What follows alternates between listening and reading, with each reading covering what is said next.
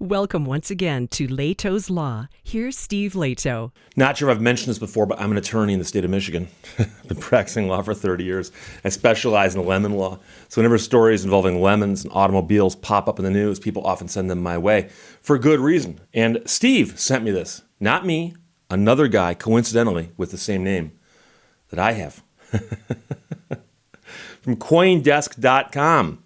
You're a lemon if you buy a Tesla with Bitcoin. So the question is, should you purchase a car with Bitcoin and then need a refund? How will the manufacturer treat you? And this is big news because recently Bitcoin was in the news because Tesla said, we will let you buy a car with Bitcoin. So they'll accept money and they'll accept Bitcoin. And so J.P. Koning wrote the story. And he says, Bitcoin fans were thrilled to see car manufacturer Tesla add Bitcoin as a payment option recently.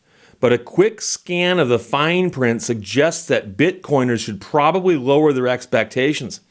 It could be dangerous for their financial health to pay for a Tesla with Bitcoin rather than US dollars, especially if a refund is required. And a refund could be required if you got into a lemon law situation. Now, the interesting thing is, and I suspect that JP was onto this, there's a problem here with what Tesla is proposing. And what they're proposing would not even work in some states. I can't talk about all 50 states, but I will talk about how it would work or not work in Michigan. So JP Koning is a CoinDesk columnist, and he worked as an equity researcher at a brokerage firm and a financial writer, and he runs a popular moneyness blog. So Bitcoiners have long dreamt of Bitcoin payments going mainstream. The awkwardness of Tesla's foray into Bitcoin payments, however, is symptomatic of how difficult it will be to achieve the goal of Bitcoin becoming mainstream. So all U.S. states have passed laws that protect car buyers unlucky enough to be stuck with vehicles that have manufacturing defects, and I can vouch for that. All 50 states have got lemon laws. The laws, however, vary state by state. In general, any new car owner who's been sold a lemon has the right to a complete refund or buyback, minus a mileage offset and a few other things. Tesla provides its customers with a long list of their lemon law rights in the documentation that you get when you buy the car. Now, here's the deal. New car buyers have a certain period of time within which to exercise their lemon law rights. So, for example, he gives Florida law, stipulates a car buyer has 24 months to make a lemon law claim. Car manufacturer is typically entitled to a few attempts to fix the car. But if they can't, then the state's lemon law is triggered. The owner can ask for a refund or a replacement vehicle. So we're not talking about a replacement vehicle here. We're talking about the refund. Because the question is, if you bought the car with Bitcoin, how are they going to refund you? And you're going to say, well, wait, Steve, they can refund me in Bitcoin. They might not want to. So when Tesla sells you a new $50,000 car, it isn't just selling you a hunk of metal, plastic, rubber, and a battery. It's also selling you a long-term relationship with Elon Musk. I've never heard it put quite like that. That is, you are purchasing his promise to repay $50,000 cash if the conditions of your state's lemon laws are triggered. But the way that Tesla has specified how this is going to work becomes a problem. And so this guy here took the terms and conditions that are found in Tesla's own documentation to point out that what you're going to get, according to them, is a little different. So under refunds and buybacks, it says if you're entitled to a refund of your payment or to a buyback, we reserve the right to refund you either the exact Bitcoin price that you provided to us at the time of purchase or an amount of US dollars that is equivalent to the US dollar price of the product that you purchased at our sole and absolute discretion, taking into consideration operational efficiency. The same applies to all fees and incidental costs which you're entitled. The price of Bitcoin can be volatile, and the value of Bitcoin relative to US dollars may decrease or increase. And so it goes on and on. It basically explains that if we refund you in US dollars, the US dollar amount that we provide to you as a refund might be significantly less than the current US dollar value, the amount of Bitcoin in which you made your payment. You assume the risk of Bitcoin depreciation and appreciation, will have no right to select the method of refund. You are not entitled to receive any appreciation on the value of the Bitcoin that you provided to us as payment in connection with a refund or a buyback. And so basically what they're saying is, look, you can buy the car with Bitcoin, but if Bitcoin goes up in value, we're not going to refund you Bitcoin. We're going to refund you in US dollars as we calculate its worth. And if Bitcoin drops in value, well, then they're happy to pay you back in Bitcoin. And there's a problem here, which we'll get to in a second. But basically, they're saying that because Bitcoin is so volatile, they don't want to run the risk of having to pay you back in Bitcoin that became more valuable during your ownership of the lemon. And so he summarizes by saying, in short, if your $50,000 Tesla is a dud and your state's lemon law entitles you to a refund, Tesla says it will pay you back in one of two ways. It will return the exact amount of Bitcoin from the time of the purchase, or it will pay you back in US dollars, but it reserves the right to choose which, Bitcoin or dollars. And that's a danger because if the price of Bitcoin is plunged by 50%, there's a good chance Tesla will refund your lemon with $25,000 worth of Bitcoin, not a $50,000 check. And congratulations, you are now $25,000 poorer. Buy a Tesla, the regular US dollars, and you're guaranteed a full refund in US dollars. So it's an interesting problem because now as a buyer of a defective vehicle, you become a Bitcoin speculator if you bought it with Bitcoin.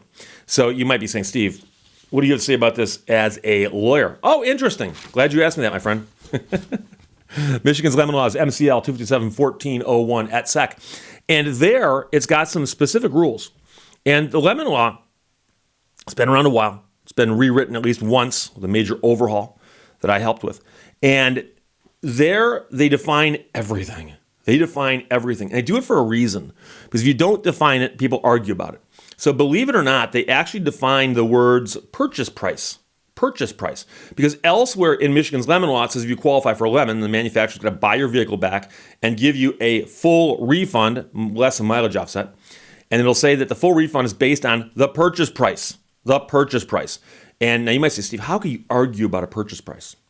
Well, if I bought the car in Bitcoin,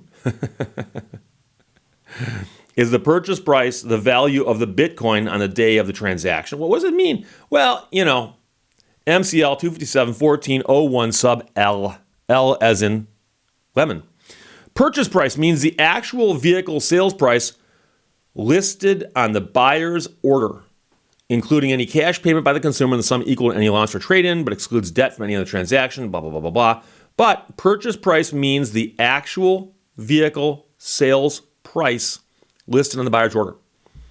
So the question is, if you walk into a Tesla seller, can't say dealership because not all states have got them, but you go someplace where you're going to buy this vehicle and you agree to buy it, and there is a buyer's order, okay? And it's often a purchase agreement, could be called buyer's order, a sales contract, but there's going to be a document that memorializes this. And that's going to be true because most states require, and I'm guessing all states require, that there be written documentation for the sale of a new car, because documents get sent to the state so they can track the vehicle for registration purposes, also tax purposes and so on. But there's paperwork floating around. So that piece of paper that goes to the state has got on it an actual vehicle sales price. The actual vehicle sales price. And that actual vehicle sales price is what then is used to calculate your lemon law buyback numbers.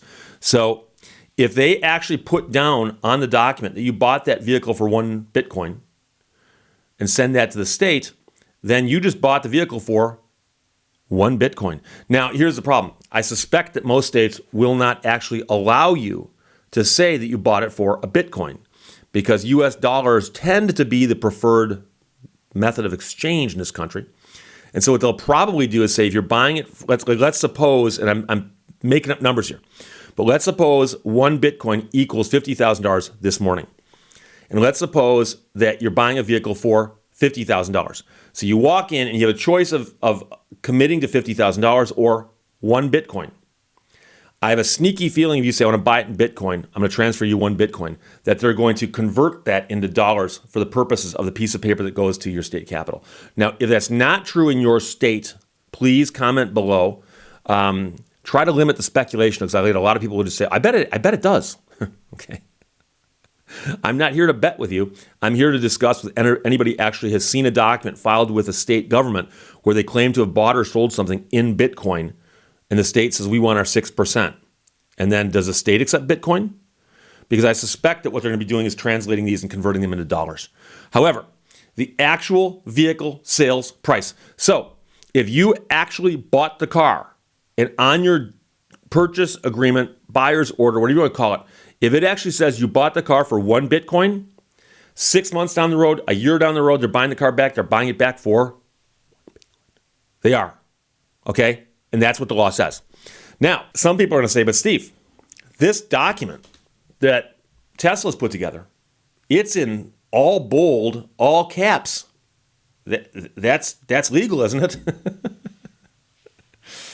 We've heard of examples before of companies, manufacturers, and so on, putting documents out that don't necessarily comport with the law.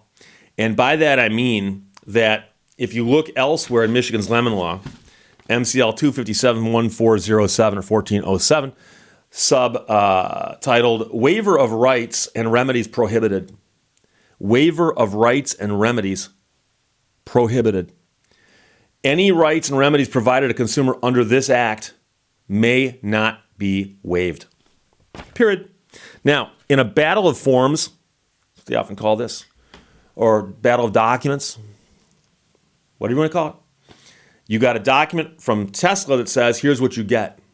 And by the way, we're limiting your lemon law rights. And the state law says, can't do that. Guess which piece of paper wins in a court? Here's how I think it would probably play out in the state of Michigan. Somebody goes into a Tesla seller. They buy the Tesla, and they go, I want to buy it in Bitcoin. 1 Bitcoin gets transferred, and they drop a piece of paper. The paper that gets sent to the state says it was purchased for $50,000 US, sent off to the state. 6 months, maybe a year later, vehicle gets bought back by Tesla. Tesla goes, hey, Bitcoin's crashed in the meantime. Bitcoin's only worth $25,000. We're going to pay you back $25,000. And I would simply pull out the purchase agreement or the sales document and say, no, purchase price is $50,000. And of course, they're going to say, well, no, your client paid in Bitcoin. We just translated it into US dollars for the purposes of Lansing. Doesn't matter why you think you did what you did. The law says specifically that the refund is based entirely and directly upon the actual vehicle sales price listed on the buyer's order. So unless it says Bitcoin, you ain't paying us in Bitcoin. Get that Bitcoin out of here. So getting back to Mr. Koning's article, JP, for CoinDesk, he is dead right on this. He is completely right on this. And it's interesting because when Tesla made the announcement, we're going to start accepting Bitcoin, people were excited. Wow, a major retailer is going to accept Bitcoin. And every new person that comes along and says, we'll do this, they get, closer and closer to, widespread acceptance or wider spread acceptance. How's that? And so people were excited. And then, of course, what happened was somebody sat down in a big conference room, someplace wherever Tesla has a big conference room, and said, wait a second, aren't we in problems with the price fluctuations of Bitcoin? They probably thought, well, we can handle the short-term fluctuations. Like we get some Bitcoin in, we get scared, we can sell it off, or we can hold it, whatever. But somebody else said, but wait a second, if somebody buys a car here, and 18 months later we got to buy it back. If they paid for it with Bitcoin and the price crashes of Bitcoin, that of course would help us. But if it skyrockets, that would hurt us. And of course, that would be the risk you'd take if in fact that's what was happening. But I suspect that most states, like I said, have this set up in such a way that it's going to be based on the actual sales price. And the actual sales price is still going to be in dollars because that's what the states are used to processing. And having said that, well, it doesn't matter that you paid with Bitcoin. It got converted into dollars at that moment in time. So when it comes back later, it's dollars. So there you go. But I agree with this headline in that it's pointing out there's a major flaw with something going on here, because what is likely going to happen, unless a lot of people complain, is someone's going to buy a car with Bitcoin and it's going to get litigated. And once it gets litigated, I suspect the consumer will win. But in the meantime, it's going to require at least one person to litigate it to prove the point. And we'll see what happens. So there you go. You're a lemon if you buy a Tesla with Bitcoin. Coindesk.com. JP Koning wrote it. Steve sent it to me. Thanks a lot. Questions or comments? Put them below. Let's talk to you later. Bye-bye. Thank you for watching Lehto's Law. I rant, therefore I am.